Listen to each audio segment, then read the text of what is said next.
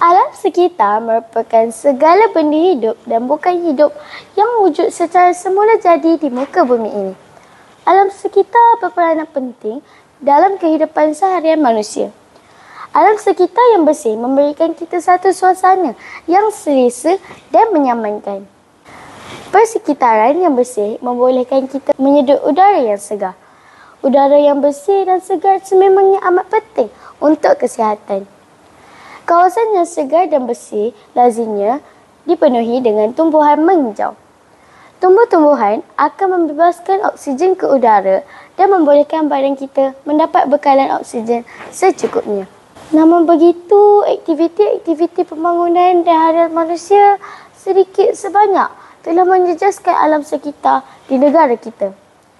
Jom kita bersama wartawan TV PSS Sofia Ajwa mengupas isu jejak karbon.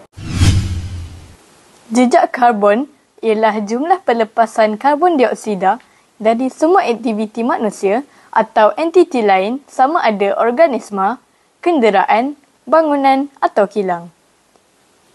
Jejak karbon terbahagi kepada dua, iaitu jejak karbon primer dan jejak karbon sekunder.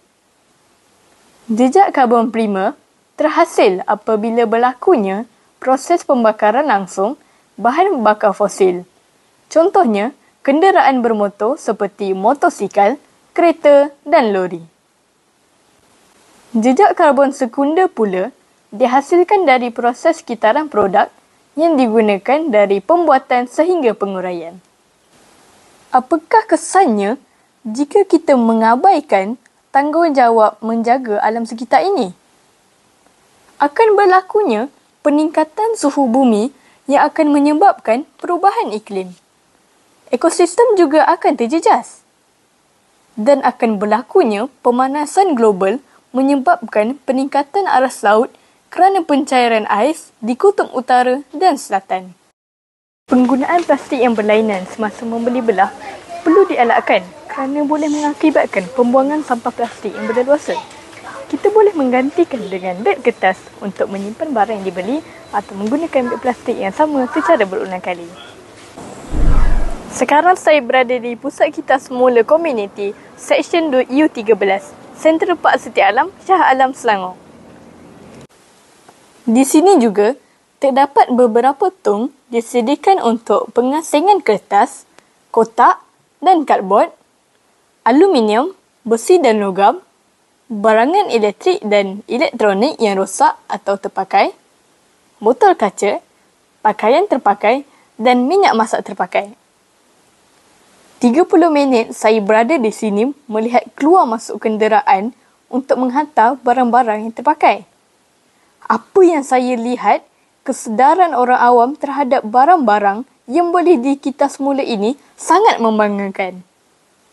Langkah ini juga boleh mengurangkan kesan rumah hijau seterusnya menyelamatkan bumi kita. Boleh Encik kongsikan, apakah kategori barangan yang Encik hantar ke pusat kitar semula ini? Saya menghantar banyak barangan di pusat kitar semula ini, di antaranya bahan-bahan plastik, bahan-bahan kertas, bahan-bahan juga sisa-sisa elektronik seperti bateri-bateri lama. Apakah yang membuatkan Encik tergerak hati untuk menghantar barang tersebut ke pusat kitar semula ini?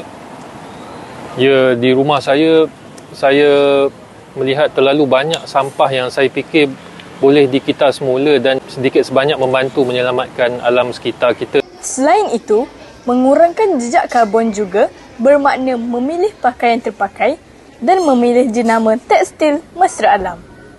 Selain itu, mengurangkan penggunaan kertas dan menggunakan kepingan atau kardbord kitar semula juga penting. Secara umum, lebih lama produk digunakan, ianya lebih baik untuk alam sekitar. Dengan hampir 8 bilion orang di dunia, pilihan seseorang individu akan memberi kesan yang besar kepada persekitaran semula jadi. Mengurangkan jejak karbon setiap isi rumah boleh meningkatkan kualiti udara dengan sangat ketara. Sekian dulu daripada saya, Sofia Ajwa, melaporkan untuk isu jejak karbon. Semoga dengan kesedaran jejak karbon ini akan memberi kita pengetahuan tentang menjaga alam sekitar dengan baik demi kebaikan bersama. Marilah kita bersama-sama mengurangi jejak karbon dengan hidup sederhana dan berkolaborasi antara kita. Sekian dahulu dari saya, Eva Amira Diandra. Jumpa lagi!